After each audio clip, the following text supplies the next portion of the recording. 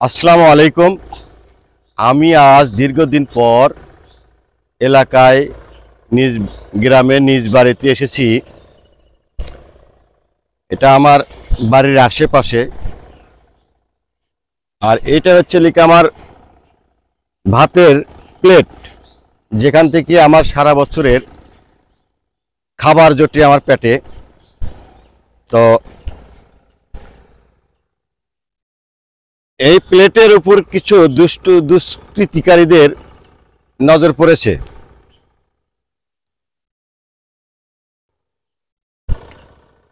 তো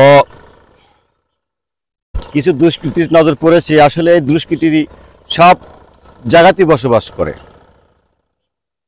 এখন চিন্তা ভাবনা করছে যে এই জায়গাতে পুষ্কুন্নি খনন করে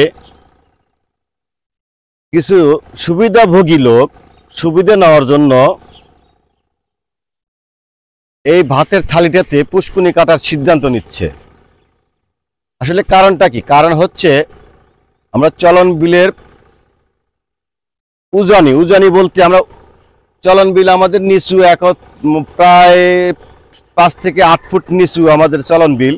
আমার এই জায়গা থেকে আমাদের ভাইটালিতে অনেকগুলো পুকুর কাটার কারণে আমাদের এই মাঠের জমিগুলার পানি নিষ্কাশন হয় না, পানি নামে না।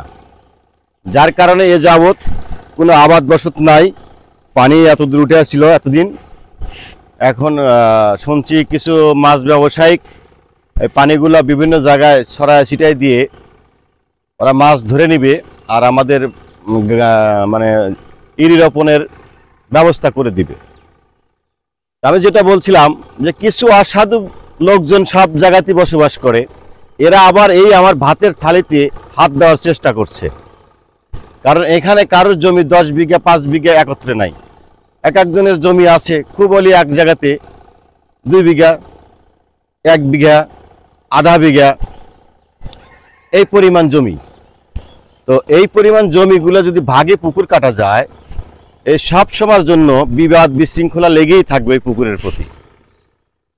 তো আমার আবেদন সবার কাছে যে যেভাবে থাকেন না কেন, যেভাবে বলেন না কেন, এই ভাতের থালিতে হাত দেওয়ার চেষ্টা না করলেই ভালো হবে। কারণ আজ আগামীতে বিএনপি সরকার যদি কোনোদিন ক্ষমতায় আসে, সেক্ষেত্রে ওই বাড়িগুলো দেখা যায়, বাড়িগুলোর ও পাশেই খালের একটা ম্যাপ আছে।